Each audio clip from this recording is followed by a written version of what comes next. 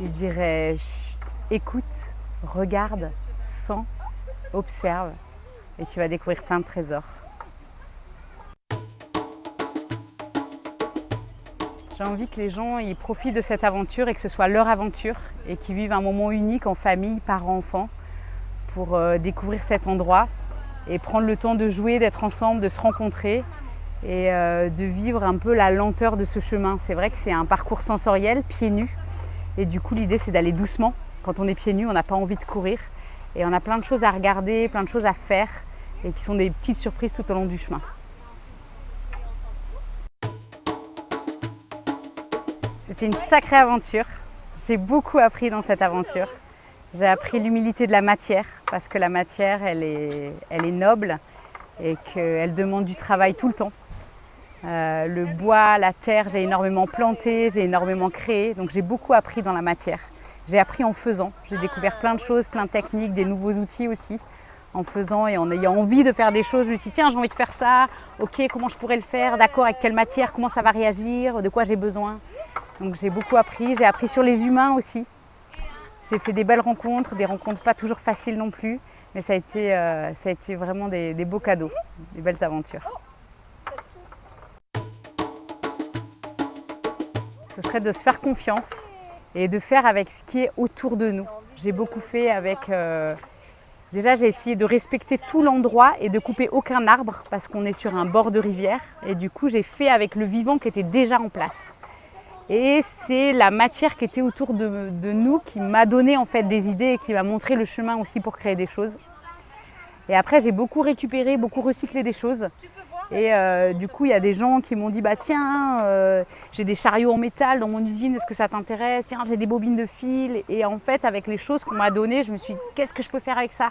Dernièrement, il y a le Transexpress qui m'a dit bah on a un moulin en métal, on va le jeter, est-ce que ça t'intéresse? J'ai dit bah carrément. Et du coup, je l'ai refait entièrement. Et ça a été une volonté aussi éthique de dire je fais que avec ce que je récupère, ce que je glane, ce que je trouve, ce que je troque. Donc de faire avec ce qui est disponible, de ne pas forcément acheter trop de choses. Alors on est ouvert tout l'été, donc plutôt pour un public familial. On a à la fois un public touristique et un public de locaux. Et puis on essaye de vraiment prendre soin aussi des groupes qui viennent. Aujourd'hui par exemple il y a une crèche, il n'y a qu'eux qui sont accueillis ce jour-là, donc ils ont vraiment tout l'espace pour eux, ils peuvent prendre le temps et ils ont une petite aventure qui est vraiment dédiée à leur public enfant, qui est vraiment dans un moment plutôt de découverte sensorielle. Et on essaye aussi de développer tout ce qui est être institution spécialisée, donc accueil de publics en difficulté, de publics handicapés. Et ça c'est chouette aussi de leur faire profiter de ce chemin. Eh bien parce qu'on est dehors et que du coup j'avais envie qu'il y ait des choses à toucher, des choses à regarder, des choses à sentir. Dans la nature en fait il y a tous les éléments et on a envie de pouvoir profiter en fait de ce qui est là et de le mettre en valeur. Donc moi je n'ai fait que mettre en valeur ce qui était déjà ici, mais de donner l'occasion aux personnes de prendre le temps de les redécouvrir. En fait c'était tout instantané, je n'ai pas réfléchi à ce que j'allais faire. Je n'ai pas fait de plan, je n'avais pas de vision à long terme, mais je fais au fur et à mesure des rencontres aussi, des fois avec des gens ou des artistes, des choses que je récupère et puis de ce que la nature me propose. En fait, c'était un parcours avec un espace pieds nus, donc c'est venu assez facilement que ce soit un sentier.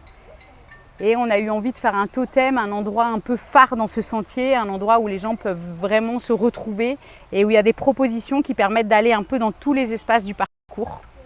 Donc c'est un peu le cœur, on va dire, névralgique de cet endroit.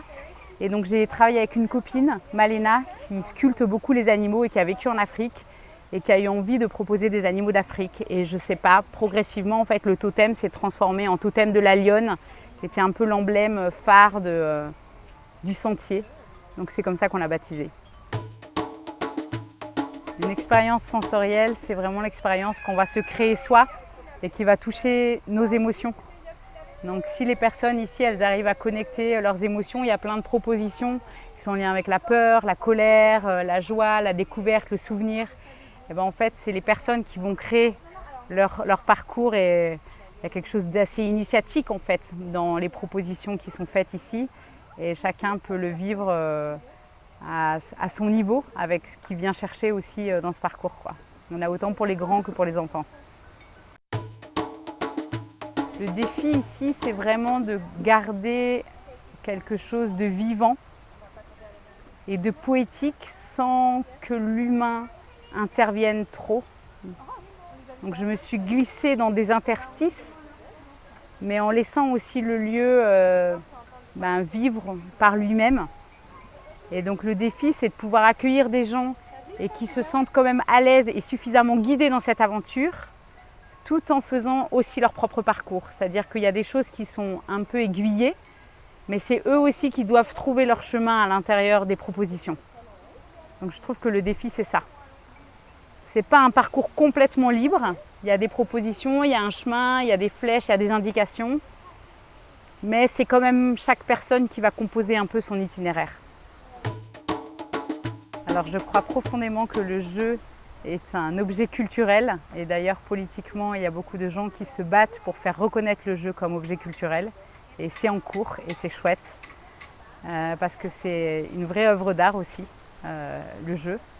Et je trouve que le jeu, c'est vraiment un moyen de rentrer en relation les uns avec les autres. Et dans la cellule familiale, on voit qu'ici, dans ce parcours, les parents et les enfants, ils se prennent au jeu. Les enfants découvrent que les parents aussi peuvent jouer, réfléchir sur des casse-têtes, s'amuser avec un jeu d'équilibre.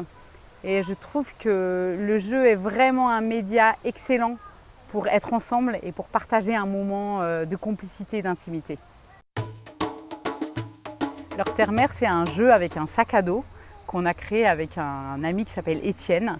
Et en fait, on a cousu sur le sac à dos le trajet pour visiter le village de Mirabel. Et en fait, il faut apprendre à s'orienter sur le sac à dos. Donc ça, c'est assez unique.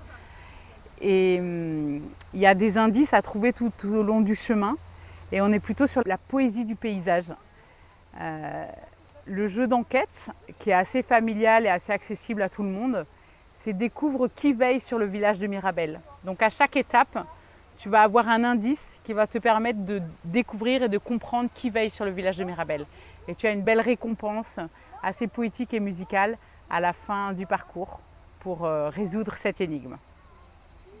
Donc tu viens chercher ton sac à dos Oui. ici. Oui. Et tu pars avec et pendant combien de temps L'idée, c'est que le parcours il dure 2 heures, le jeu Terre-Mer. On part d'ici, on part de Casbah, on récupère le sac à dos. Il est aussi caché dans une boîte en métal avec un code. Donc si on n'est pas là, vous pouvez aussi venir le récupérer. Et vous partez sur le chemin de Mirabel jusqu'au vieux village. Et après, vous rapportez le sac ici. C'est un jeu qui marche bien. Il y a pas mal d'écoles aussi et d'institutions spécialisées qui l'ont fait.